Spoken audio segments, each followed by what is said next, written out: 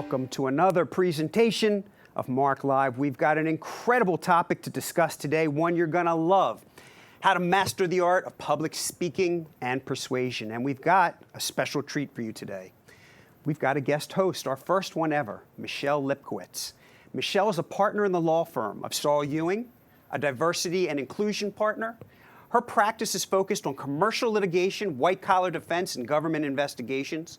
Extensive experience dealing with highly sensitive matters in crisis management, including handling the press.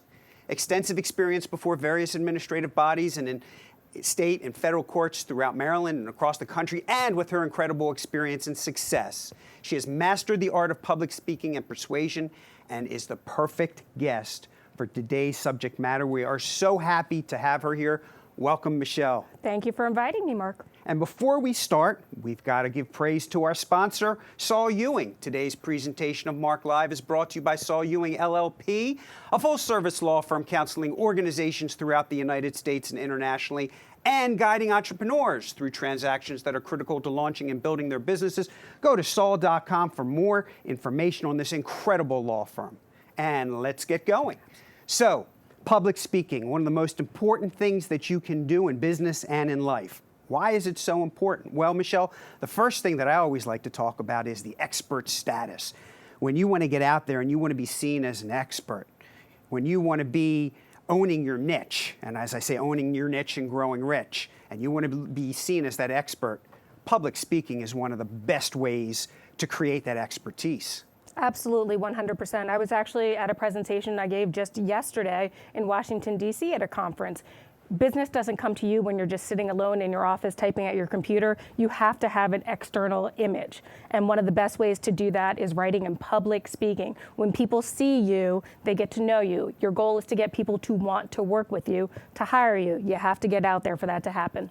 And you know, networking is very important. Nobody's going to say don't get out and network. But I think we both agree that we'd rather be standing up giving a presentation than in a crowd of 250, 300 people because you stand out. Absolutely. You have to separate yourself from the herd. It is very important and vital to be out and about in terms of the networking circle as well, but you need to somehow remove yourself from the herd. And one way to do that is to be an expert, to be standing up on a stage with one or two other people, having the opportunity to demonstrate your knowledge base. And that leads us into the next point, which is it is one of the best marketing strategies because all you're doing is speaking about a topic. You're not having to sell yourself. The selling is being done, or the inspiration is being done, just by you being up there talking about a topic that you have an expertise in. Absolutely. Many people find it very hard to try to, quote, sell to people where they're aggressively trying to get somebody to buy something from them. And it looks desperate, too. And it looks desperate and feels awkward for many people. But what you're doing when you're doing public speaking is you're actually talking about something you're passionate about, something you're excited about, and that energy gets conveyed to others, and that's when people want to retain you for your services. It's a great bio builder, too. So imagine somebody introducing you, Michelle Lipkowitz, who's spoken to this organization and she's a regular speaker at this organization and this conference, et cetera. That really builds credibility. 100%, because oftentimes the people who want to retain you don't have the final say in whether you get hired or not. The more that your bio is stacked with professional opportunities where you've been an expert and you're seen as an expert in the industry, the easier that internal sell so that all the people that need to check the boxes can check those boxes and that you can get the business. Now, you're in front of a large audience, so what better way to get your message out as well, as opposed to having to go 1 to 2 to 3 different people and whatnot.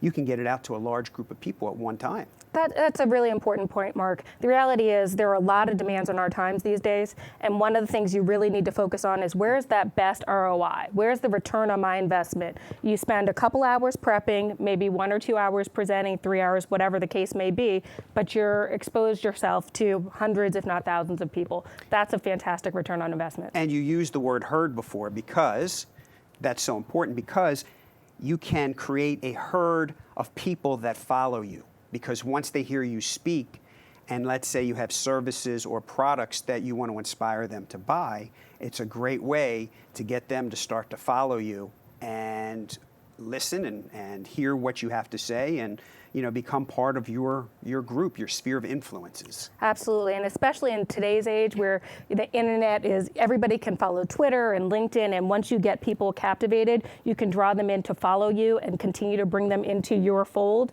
by using the internet. And I think it goes hand in hand, too, when you talk about public speaking. You usually find leadership there as well. Absolutely.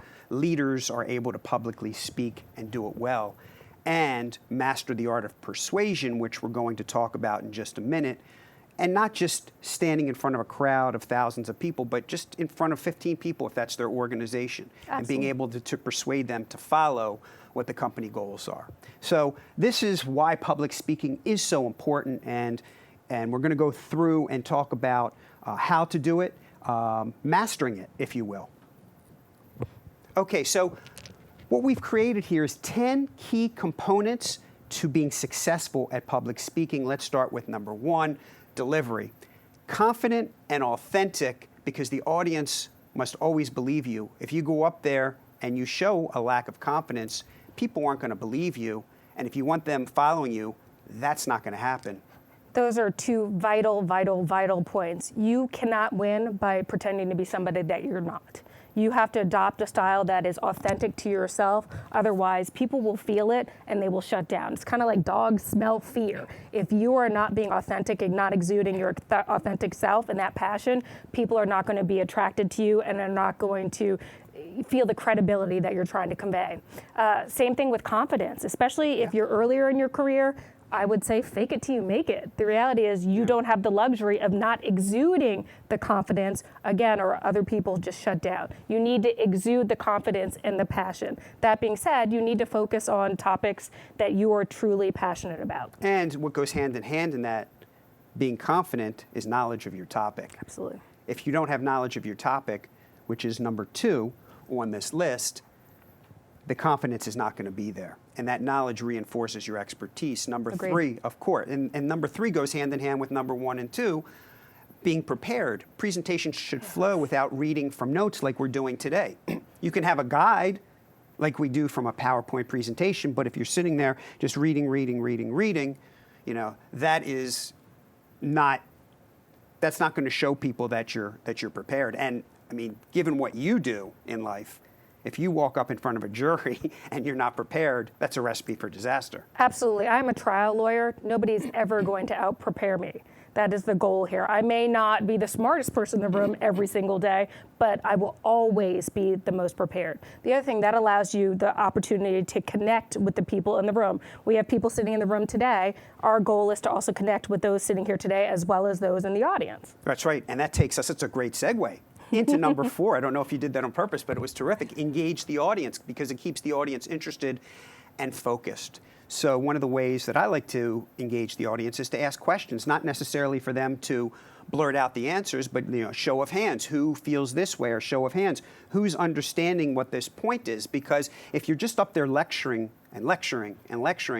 people tend to nod off, or you start to see them texting or making phone calls. But if you're engaging and you're keeping them on their feet, on their toes, that's key. That's critical. That's absolutely critical. And what's also critical is you need to make sure that the message you are intending to convey is what is being received. So if I am acknowledging the audience and I'm checking their body language and their visual responses, I can see whether they are actually receiving the message that I intend to convey versus just some chatter.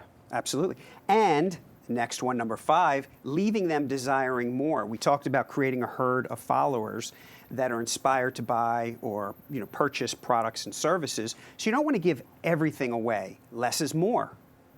So I think that that's a real critical component and a mistake that a lot of speakers make.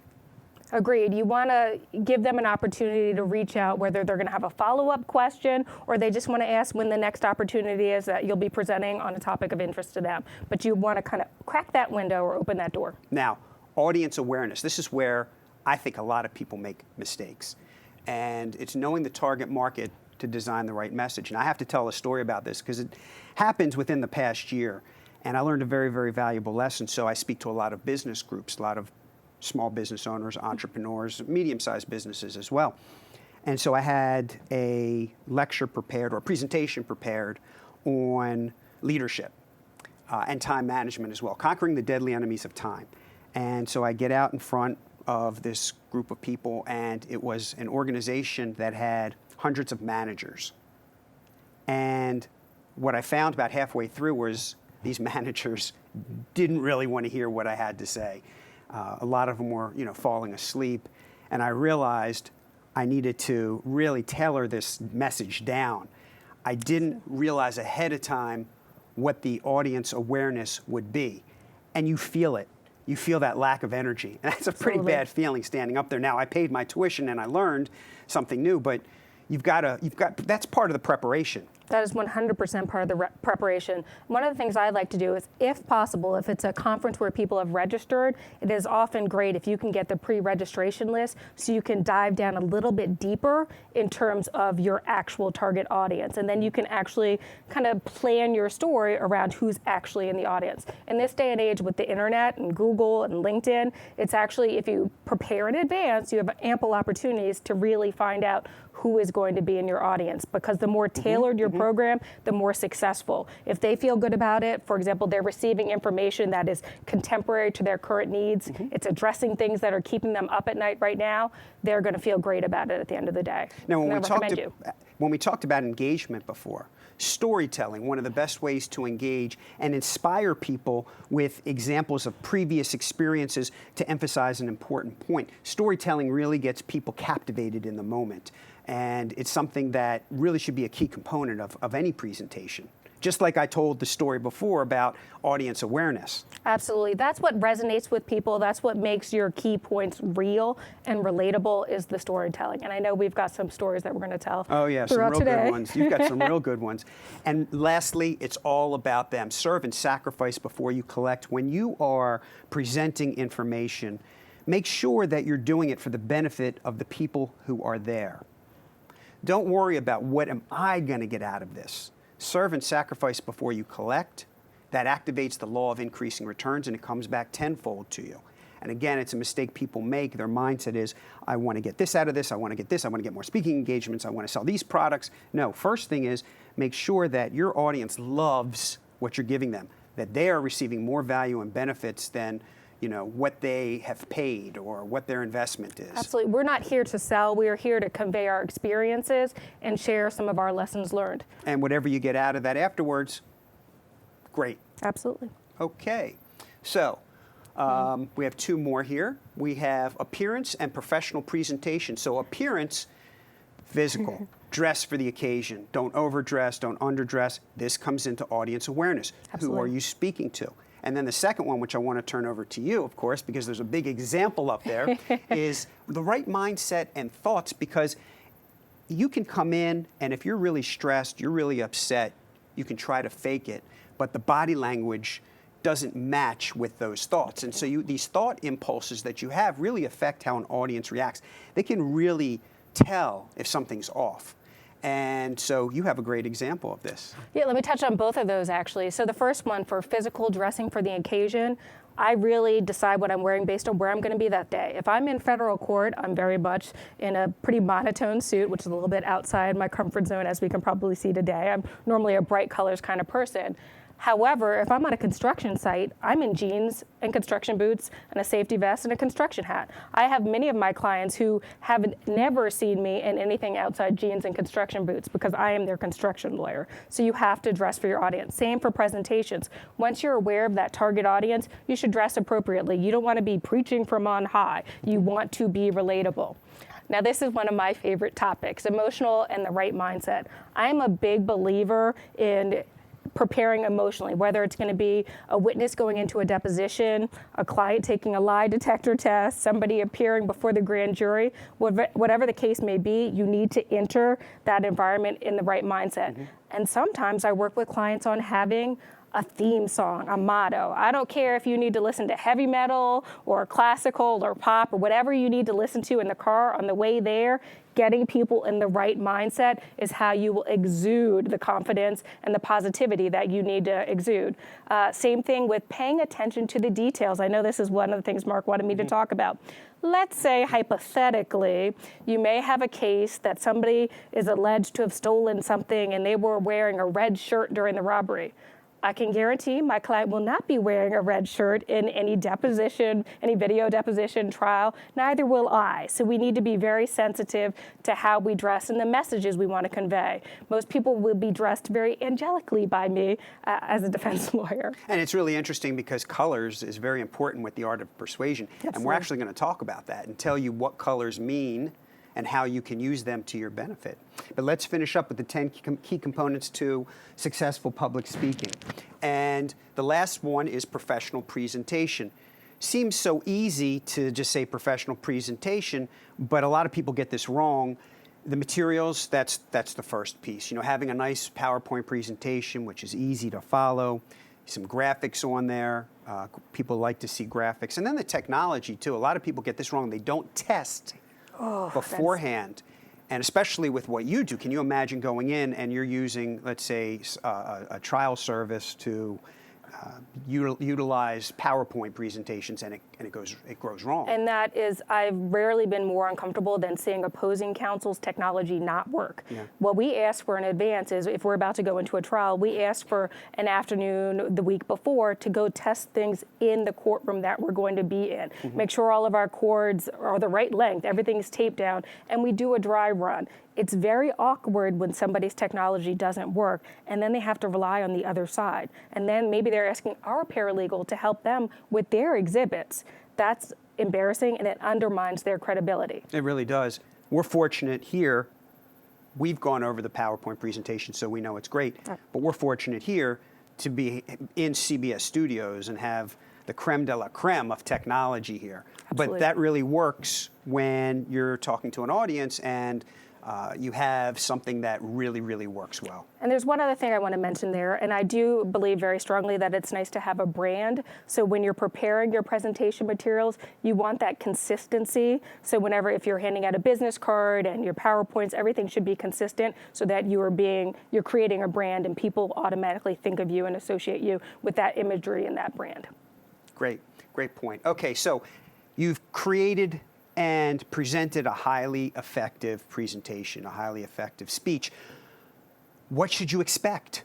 What are the things that when you leave you should expect from that? Well, number one, you've helped audience members take action towards their goals. So they've come in with specific goals, whether it's to learn about something, whether it's to meet you. You've been able to help them do that. Number two, leaves the audience wanting more, which we talked about. More is less. You want them to be able to want to come to you for more information, to seek maybe your services in whatever you do. Purchases of products and services. Again, you'll find many presenters presenting all of their information, and at the end, they are inspiring people to want to buy their products and services right at the end of the presentation. Additional speaking engagements, and this is a big one. You have people in the audience who hopefully will come up to you afterwards and say, "Hey, we'd like to bring you on for this presentation to our organization." Big one, new sphere of influences. Imagine the people that you meet when they see you up there, and again, people are attracted to experts, right? And finally, activates the law of increasing returns by providing more value and benefits than you receive, as we've just talked about. Serve and sacrifice before you collect. You activate the law of increasing returns, and that in some way, shape, or form will come back to you. Okay, so where do we start? Select a unique topic in an area of your expertise, and the more unique, the better. The better. You need to find a place where you are driven to dig down and to become the expert, and a place where you can exude that passion so that people feel you and see you as an expert. It's like that Maya Angelou quote. People don't always remember exactly what you say, but they remember how you make them feel. If you're able to be passionate about a topic and convey that to others, people will jump on board. And that leads to the next line item, the next point. Desired by a group of people, the more you niche, the easier it is to procure an engagement, because it's a specific topic that someone can really get their hands around and will relate specifically to an organization that partakes in that service. Yeah, if you try to be too broad-based, it kind of dilutes your expertise, so you do need to find a niche area. Third, call organizations where targeted people interact. So you've created a niche. Now call the organizations where those targeted people interact. Inform them of the tremendous benefits to members. That's, again, that is such a key piece, because you don't want to call them up and say, hey, I've got this great presentation, and I think that, it's going to go fantastic, and after that I'd like to do this and that. It's about their members and what their members are going to get out of it, and how you can provide that service or that information so that their members will get a great benefit from that. And it makes their organization look better, because it's another benefit that they can give to their value added. And start off free until bio and experience are developed. It's very difficult to just go out and say, hey, I'm here, I charge $2,000 for a speaking engagement. That's not the way it works. But when people see that you're doing it over and over and how well received it is, they'll pay for that. Absolutely. And that's one thing I try to convey to our younger lawyers in particular. When you're starting out, you need to invest in yourself before others are going to jump on board to invest in you. And that's an investment in yourself, is educating yourself and becoming an expert on your own time at the very beginning. Okay. The art of persuasion. This is where you really thrive. Okay, so we've broken this down into 3 different components to make this as easy as possible to understand. The first is foundation. Next is the principles that are involved with the art of persuasion. And finally, the elements that you need to exude every single time you're in a situation where you're trying to persuade someone to do something. The first piece, the foundation piece, let's be very clear about this. You need all 3. If any one of these 3 are missing, you will fail in persuading anyone to do anything that you want them to do. So let's go through these 3. I think the first one is the most important: trust. You're going to live or die on the trust, which is where the preparation actually comes into play very strongly here. If you lose the trust of your audience, you're dead in the water. So that's where it's really important. There's nothing wrong with saying, that's an amazing question, I'm going to need to get back to you on that. The worst thing you can do is make up an answer. If you don't know the answer, there is nothing wrong with saying, I really appreciate that, haven't thought about that before. The most important goal is to maintain and to build that trust, because once you lose it, it's really, really hard to get back.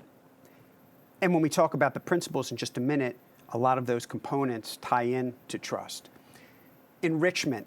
I think enrichment can be a foundational piece for just about anything in life. When you enrich the lives of others, when you help other people, again, it activates the law of increasing return. So when you're persuading someone, when you're speaking to someone, if they know that you're doing it for the benefit of them and not just for you, it makes it a whole lot easier to speak to them about whatever you want to get across. They open up. Absolutely. And third, gratitude. People have a real need for human significance.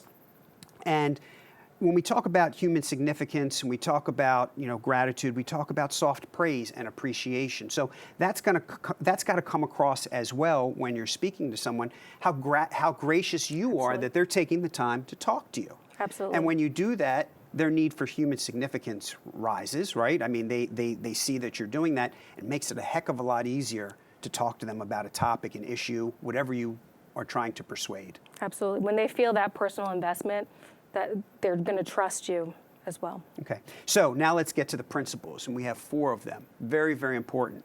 Emotions. I'm going to let you talk a little bit about this, because everything that you do is based on emotions, and as you said, your clients, the people that you're deposing. Absolutely. So the emotions I need to convey when I'm being persuasive, generally speaking, it's going to be enthusiasm, it's going to be optimism, it's going to be positivity, which is why you'll see me wearing a lot of bright colors. I want people to see me in a very glowing light, and therefore see my clients in a very glowing light. You need to exude trust and confidence so that people just associate positivity and rightness with you. Right. Gratitude, cheerfulness, and by the way, you look all of those things today. Why, thank so you. Well done. Authenticity, again, we've talked about that. And the most important piece, the most important component with authenticity is to be yourself. People's need for certainty is paramount. Most people follow in this world. So they're looking for leaders to tell them what to do. And that's a little bit unfortunate too, because we were all blessed with the ability to independently think. And a lot of people give that alienable right away and follow what the masses do. So their need for certainty is very paramount, and that's where authenticity comes into play. Absolutely. One thing I recommend is I'm a big believer in having mentors and sponsors, and then you can pick and choose in terms of how other people present themselves and present their expertise as to what is going to work for you. I've received ample recommendations throughout my career as a lawyer to do it this way, to do it that way, and I'm just going to pick and choose for what works for me, because at the end of the day, I have to be authentic to myself. I am not going to succeed trying to be persuasive and trying to convince judges or juries to do what I want them to do if I'm trying to stand in somebody else's shoes. That's not going to work. I have to do it my way. And you should never do that anyway. Always believe in yourself. Absolutely. Number 3, again, appearance, physical, dress for the occasion. We touched on that, but very important with the art of persuasion. Colors matter. We're going to get to that in just a minute on the next slide, where we break down 8 different colors and what they mean. Extremely important. Emotional. People are motivated through their feelings, their own, and vibrations of thoughts from you. And I talked about this in the presentation we gave here, inspiring one to buy whatever you want, whenever you want, and still feel great about it.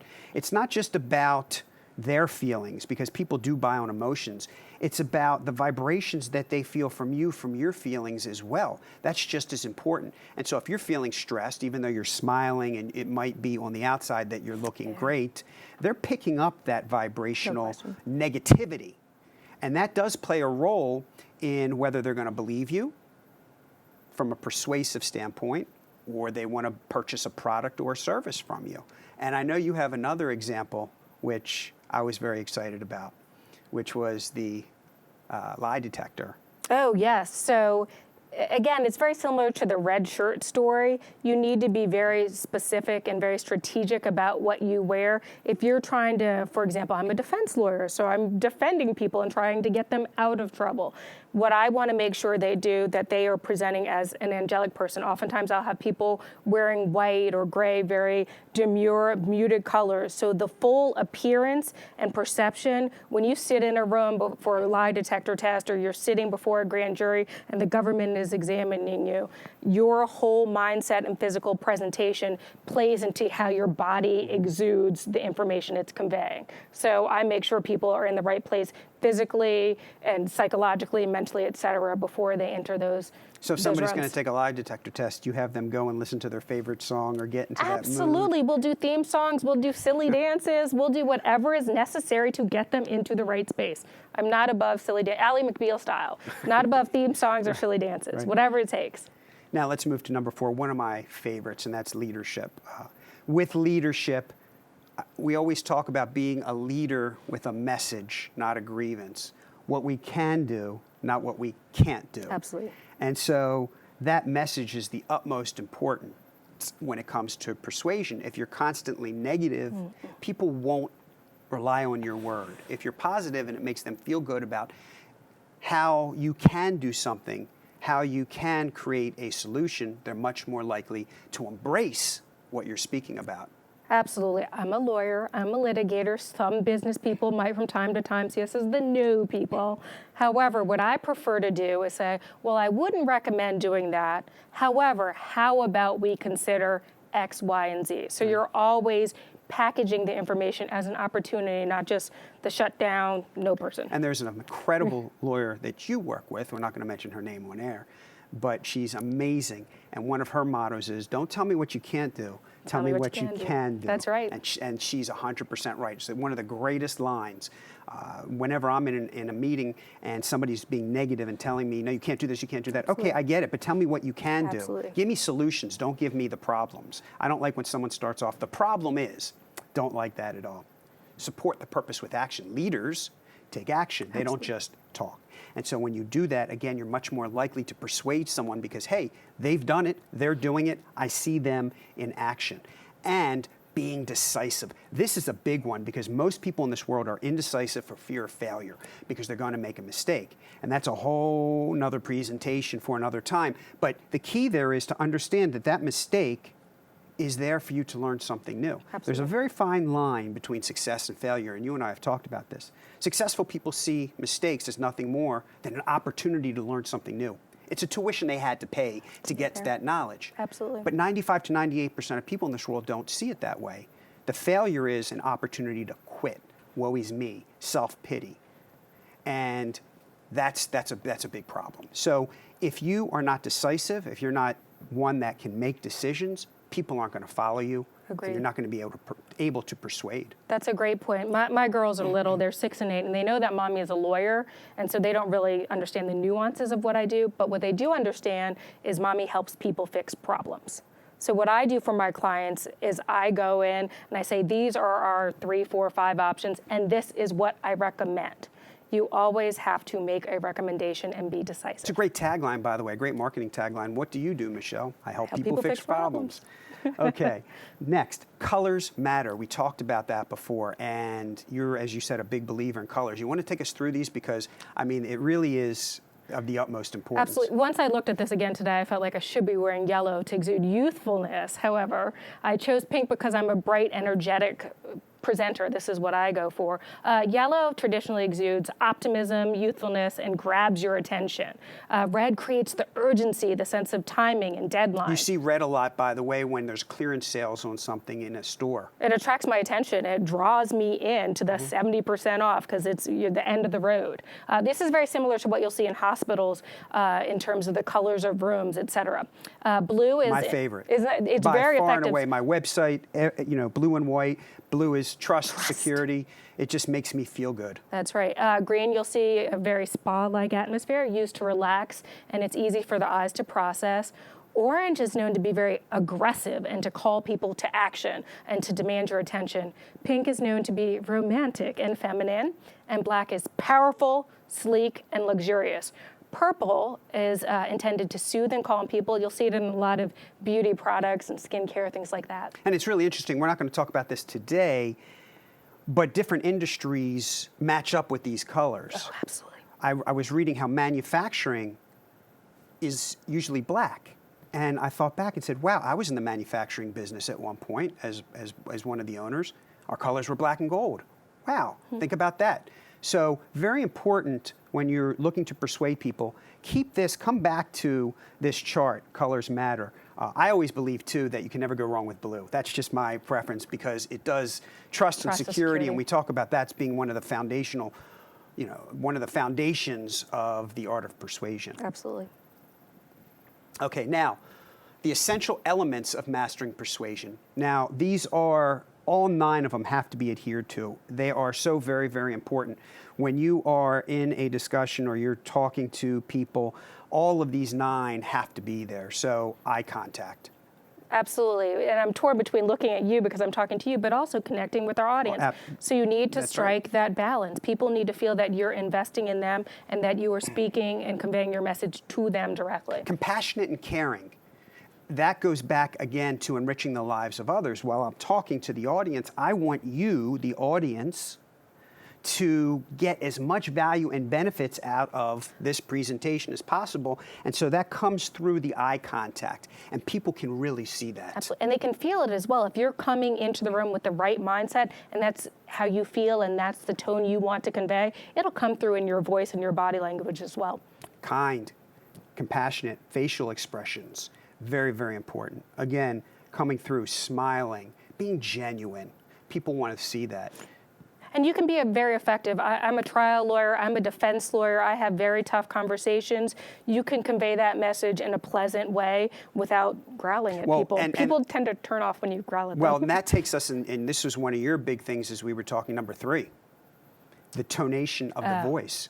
Absolutely. It's not necessarily, well, you do need to pay attention, obviously, to word choice, but how the tones you choose is very, very important. And you need to monitor your audience and see if the tone is being received the way you intend it. This is particularly important before large audiences because everybody feels things a little bit differently. So you need to actually pay attention to how it's being received, not just your intent, but how it's actually being received. That's why I always have a problem with texts and emails because you can say the same thing that you're saying very genuinely and everybody's applauding, and then put it into an email or a text, and people think that you're creating some type of acrimony, that you're being very aggressive.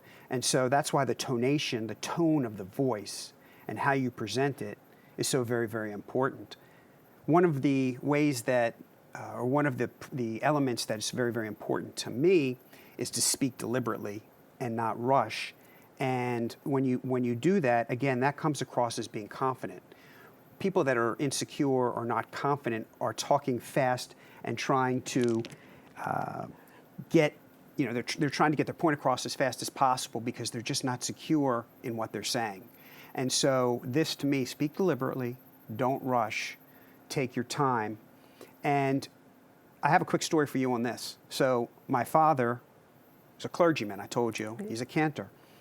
And while he was giving bar and bat mitzvah lessons, there would be a line that the children would say, "Let us adore the ever-living God."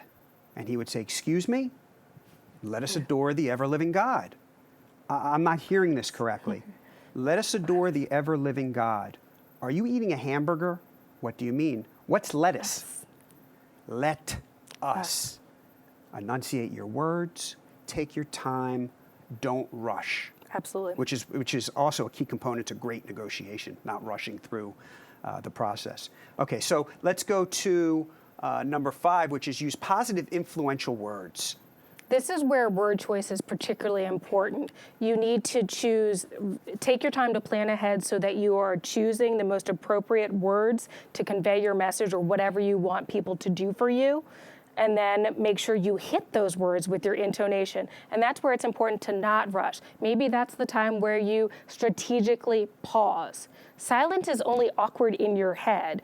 1 second of silence, nobody else actually even feels it other than to process what you're saying. And that's an insecurity of Absolutely. having to. And I think a lot of people reach that point because, and they have to fill up that space because it's uncomfortable for them. And we were talking, when you're in depositions, silence is your best friend, right? It doesn't show up on the record 45 seconds, Michelle said nothing. It just gives you time so you're not ahead of yourself. So you can have more confidence when you speak because you're able to be strategic, to take your time to think your word choice and your thoughts through. I'd like to think when we look back on this later, when it's on demand, this video, that you'll see very few ums. I've not heard a lot from either one of us, which is something I think that we're very present, that we pay attention to. Precisely. And that is the space filler. Mm-hmm. And if you ever watched something where you start to count them and then you're not listening to what that person is saying because every other word is or it's much better just to stop, let that pause happen. Absolutely. Take the time to think. Because if you're confident in the information, nobody's really going to care, and it comes Absolutely. across a lot better. Absolutely. Great. So, the positive, influential words of prosperous, abundant, plentiful, wonderful, worthy, successful, thriving, persevere, powerful, optimistic, happy. Active words. Active words, you better believe it. And staying away from the words of problems, negativity, anything that derives one to go down, a negative path. Absolutely. And so these words really resonate with people. And when you're optimistic, that comes across. And it gets people going too. Wait a second, this is great. I can do this. Reinforces it. So it'll help you energize others. That using these words and conveying that through your body language and your tone helps energize others. Well, but that energy goes hand in hand with persuasion. Absolutely. If you can't energize someone, you're not going to be able to persuade them to do something that you want them to do. Agreed. For the benefit of themselves and for everyone. So that energy is a very key component, and energy goes hand in hand with those words. The next one is to be concise. Be concise, get right to the point. Leaders do that. Don't ramble on. Mm-hmm. Don't try to get to a point by circumventing 15 different routes to get there. Be concise, talk about exactly what you want to talk about, and be honest. Absolutely, or else you'll lose your audience. If you keep going off on tangents, you need to be concise and be focused. Be us today. Have a relaxed temperament, right? We're pretty relaxed. I think we're pretty relaxed. So have a relaxed temperament. Enjoy the process. Don't get to a point where you're real tight and stoic. Be relaxed up there. Enjoy the process. When you enjoy the process, they'll enjoy the process. The people watching this video will enjoy the process. It's all about relaxation, staying calm. People will, again, it comes back to those thought vibrations. It makes it a lot easier for people to grab that information and then look at potentially inspiring them to purchase whatever it is that you want, a service or a product. Communicative hand and body gestures. As we're standing up here and we're utilizing our hands, sometimes we want them here if we're just relaxed, if we're trying to get a point across and we're using our hands to help get that point across. Absolutely. The words and the hand gestures go hand in hand, and it's okay to be animated because that shows excitement. When we're standing up here in front of the cameras, we have to stand in these spots. But normally, are you not walking around all over the stage? Aren't you walking around all over the stage, energized, getting people energized in the whole process? We can't do that today. And it's killing me standing in this one spot. But it's really important to show that animation. Absolutely. Do you find yourself doing that when you're in a courtroom or you're presenting to a jury, that you're walking around? I walk around when I talk on the phone now because I'm a trial lawyer. I'm used to standing up and walking and talking and keeping people's attention. So absolutely, it drives my family crazy, but they want me to sit down, but I'm always walking and talking. So this is a challenge for me to stand on my mark. And you do need to strike that balance between keeping people engaged with your hand gestures and not being distracting. And lastly, actively listen. Not just listen, but actively listen.